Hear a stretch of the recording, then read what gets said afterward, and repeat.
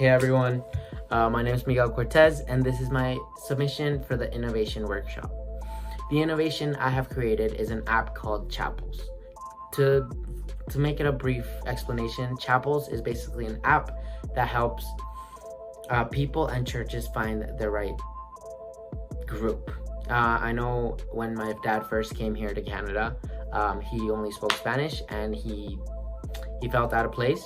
So it was really hard for him to find a church and that matched with his beliefs and that actually spoke Spanish. So it took a while for him to find one, but he ended up finding one. And basically what my app is trying to do is fix all of that. So I got this idea from the trend watching of joining. So joining is basically the trend of creating community in the city, and because a lot of the time people are lonely and people are wanting to like join a community. So that's basically what my app is. So some of the basic needs of this is obviously people want friendships. So like they want to build more friends, have more friends around their circle, and obviously that's an important thing. They also want to be accepted to a community, somewhere where they belong, and yeah, it's very important for that. So two of my greatest inspirations for this app was an app called Just Play and the Transit app. So to talk about Just Play, it's basically a soccer app that allows people to join random soccer games at specific times at a specific location, and there you can make friends and play soccer or play other sports. It depends on the city that you're at. I know I played soccer a while back with some of my buddies, and I actually made a few friends there, so it was actually really fun.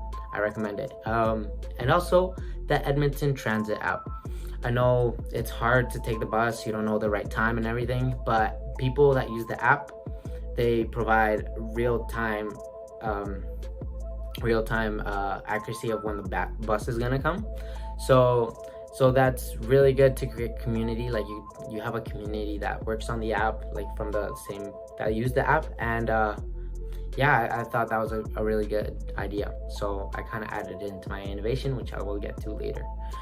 So for joining, some of the drivers of change is obviously some shifts that we're going on that.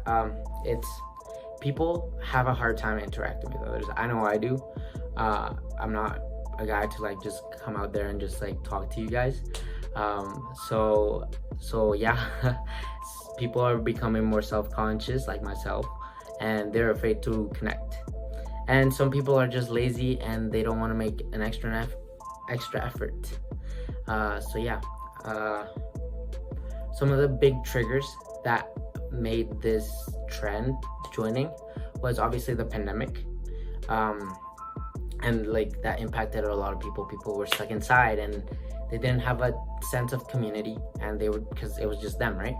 So they were lacking that.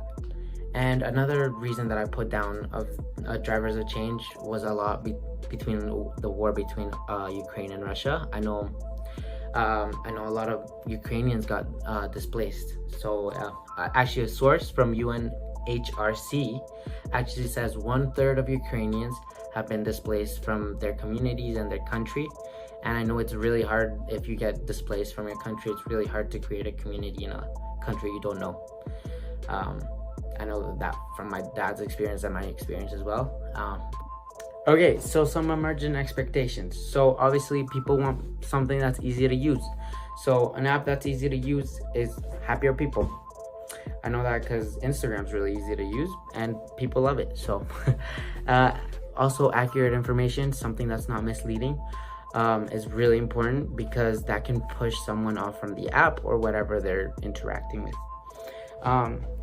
They also need it to be up to date, just so it's as accurate as possible and as more engaging as possible, I guess. Also, it's really important to have something that's tailored to you. Because of that, people are wanting more of it. Like TikTok, you have a For You page. People love stuff that they like, obviously. And people want to connect with others faster. So obviously people are expecting to connect with others faster now that we're like in a fast-paced moving era right now. So people want to connect with as much people as fast as possible.